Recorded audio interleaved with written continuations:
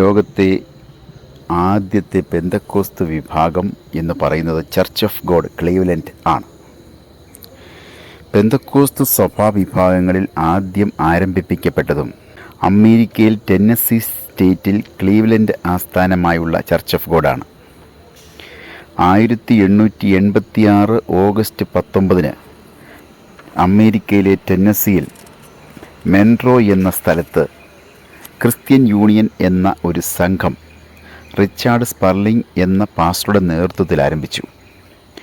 1-ാം നൂറ്റാണ്ടിലെ സഭയുടെ ശക്തിയും ജീവനും ഉപദേശവും ആഗ്രഹിച്ച ഒരു കൂട്ടമായിരുന്നു ഇത്.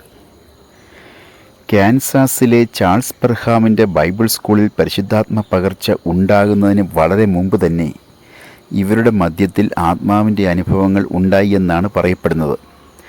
എന്നാൽ ഇത് അവർ പ്രസിദ്ധമാക്കുകയോ പഠിപ്പിക്കുകയോ പ്രചരിപ്പിക്കുകയോ ചെയ്തിരുന്നില്ല എന്നതാണ് പറയുന്നത്.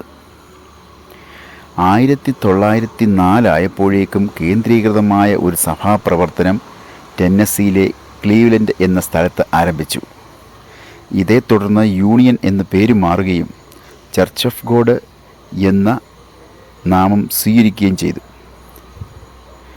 1907 മുതൽ ചർച്ച് ഓഫ് ഗോഡിൻ്റെ പ്രവർത്തനം വളരെ ശക്തിപ്പെടുവാൻ തുടങ്ങി.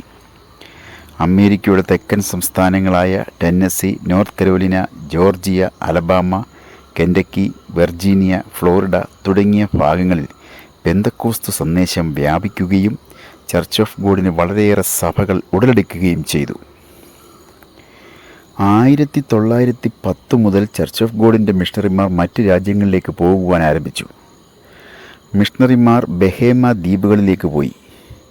അതേ വർഷം തന്നെ പരിശുദ്ധാത്മാവിൻ്റെ സന്ദേശം പ്രചരിപ്പിക്കുവാൻ സഭാവ്യാപകമായി ചർച്ച് ഓഫ് ഗോഡ് ഇവാഞ്ചൽ എന്ന മാസിക ആരംഭിച്ചു. 1917 സുവിശേഷകന്മാരെ പരിശീലിപ്പിക്കുവാൻ ഒരു ബൈബിൾ സ്കൂളും തുടങ്ങി. 1910 മുതൽ 1923 വരെയുള്ള കാലഘട്ടത്തിൽ സഭ വളരുവാൻ ഇടയായി. എന്നാൽ ആദ്യ ഓവർസറായിരുന്ന MJ ടോംലിൻസണും മറ്റു നേതൃത്വ നിരയിലുള്ളവരുമായി അധികാര തർക്കമുണ്ടാകുകയും സഭയിൽ അത് ഭിന്നതയ്ക്ക് വഴിതെളിക്കുകയും ചെയ്തു. 1923 ടോംലിൻസന് പകരമായി പ്രസിദ്ധ വേദാധ്യാപകനും കഴിവുറ്റ ആത്മീയ നേതൃത്വ ഗുണവിശേഷങ്ങളുണ്ടായിരുന്ന ഫ്ലവ്യസ്ലി എന്ന പാസ്റ്റർ ചുമതലയേറ്റു. 1926 ആയപ്പോഴേക്കും ചർച്ച് ഓഫ് ഗോഡിന് 31 സംസ്ഥാനങ്ങളിലായി 25,000 അംഗങ്ങൾ ഉണ്ടായിരുന്നു. 1929 സഭയിലെ യുവജനങ്ങളുടെ സംഘടനയായി ആരംഭിച്ച young people's endeavour church of ഗോഡിൻ്റെ പ്രവർത്തനത്തിന് വളരെയേറെ ഉത്തേജനമായി തീർന്നു. YPE എന്ന ചുരുക്കപ്പേരിൽ അറിയപ്പെടുന്ന ഈ സംഘടന 1929 ഇത് ലൈറ്റഡ് പാത്വേ എന്ന മാസികയും ആരംഭിച്ചു. 1930 മുതൽ വിവിധ രാജ്യങ്ങളിലേക്ക് മിഷണറിമാരെ അയക്കുവാനിടയായി. 1932 മെക്സിക്കോയിലേക്കും ടർക്ക് ദ്വീപുകളിലേക്കും 1933 ഹെയ്ത്തിയിലേക്കും 1934 ഗ്വാട്ടിമാലയിലേക്കും 1935 കോസ്റ്ററിക്കയിലേക്കും പെന്തക്കോസ്ത് സന്ദേശകരെ അയച്ച് ലോക സുവിശേഷീകരണത്തിന് ചർച്ച് ഓഫ് ഗോഡ് ഒരു പുതിയ അധ്യായം തന്നെ ആരംഭിച്ചു. മിഷണറിമാരുടെ കൂട്ടത്തിൽ അഗ്രഗണ്യനായി അറിയപ്പെടുന്ന JH ഇൻഗ്രാം ഈ കാലയളവിൽ ചർച്ച് ഓഫ് ഗോഡിൻ്റെ ഒരു പ്രശസ്തരായ മിഷണറിയായിരുന്നു. ചർച്ച് ഓഫ് ഗോഡ് സഭയുടെ ആരംഭം അമേരിക്കയുടെ തെക്കൻ സംസ്ഥാനങ്ങളിലായിരുന്നു.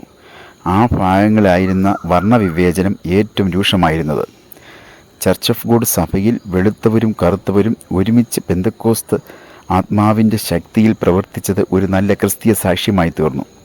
1986 ചർച്ച് ഓഫ് ഗോഡിന് 800 ശുശ്രൂഷകന്മാരും 400 സഭകളും കറുത്ത വർഗ്ഗക്കാരുടെ ഇടയിൽ തന്നെ അമേരിക്കയിൽ ഉണ്ടായി.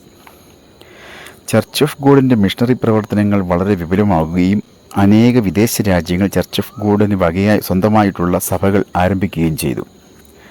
പ്രത്യേകിച്ച് ജാതി, വർണ്ണ, വർഗ വ്യത്യാസങ്ങൾക്കുപരിയായി സഭകൾ കെട്ടിപ്പടുക്കുന്നതിന് ചർച്ച് ഓഫ് ഗോഡിന് കഴിഞ്ഞു എന്നുള്ളത് പ്രശംസനീയമായ കാര്യമാണ്. ചർച്ച് ഓഫ് ഗോഡിൻ്റെ 1985 കണക്കനുസരിച്ച് അമേരിക്കയിൽ തന്നെ 5 ലക്ഷത്തിൽ പരം അംഗങ്ങളുണ്ടായിരുന്നു. ഇപ്പോൾ ചർച്ച് ഓഫ് ഗോഡിന് 189 രാജ്യങ്ങളിൽ പ്രവർത്തനമുണ്ട്. 2024 കണക്കൻ പ്രകാരം സഭയ്ക്ക് 8 ദശലക്ഷത്തിലധികം അംഗങ്ങളുണ്ട്. പെന്തക്കോസ്ത് പ്രസ്ഥാനത്തിൻ്റെ ചരിത്ര സംബന്ധമായ കാര്യങ്ങൾ കൂടുതൽ അറിയുവാൻ ഈ ചാനൽ സബ്സ്ക്രൈബ് ചെയ്യുവാൻ ഞങ്ങൾ ഓർമ്മിപ്പിക്കുന്നു. സഹകരിക്കുന്ന എല്ലാവർക്കും പ്രത്യേകം നന്ദി അറിയിക്കുന്നു.